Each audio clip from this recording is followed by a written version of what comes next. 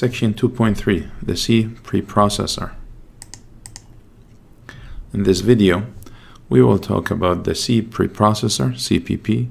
We'll talk about macros, and we'll talk about the preprocessor directives. Let's open the file called section 2-p1.c from the previous video. File, open, Documents, the course folder, and here it is, open.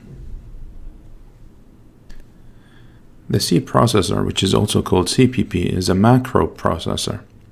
A macro is an abbreviation for a longer construct.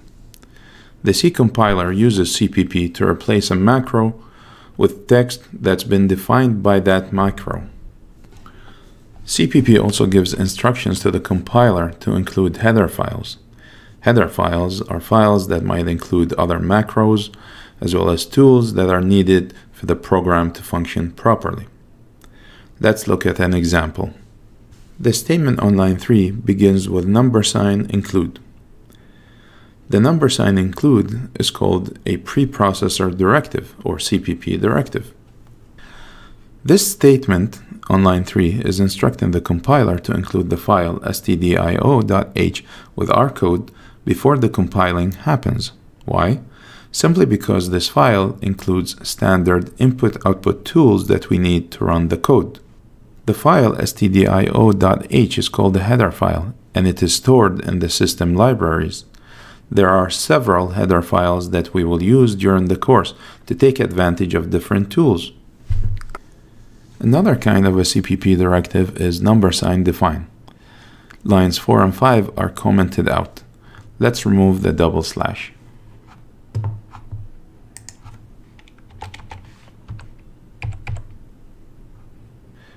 Line 4 defines a macro called message, while line 5 defines a macro called size. The compiler will find the macro message and replace it with this text, and please come back again.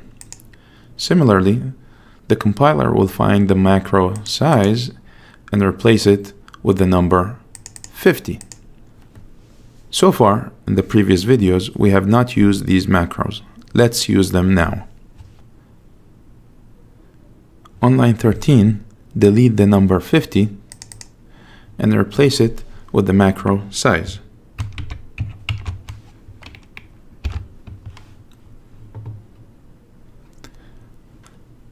The number 50 is the maximum number of characters that the username can hold. When the compiler encounters the macro size, it will replace it with the number 50, just as before. Next, go to line 27 and remove the double slash. Let's do that now.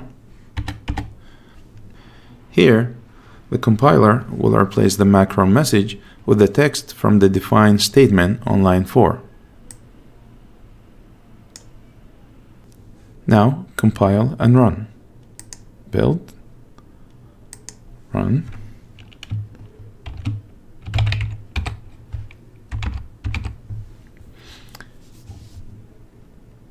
Just as before, the result 11 is displayed, and the message that says thank you, hi there, and have a good day is displayed. But now we have a new message, and it says, and please come back again. In the next video, we will talk about variables.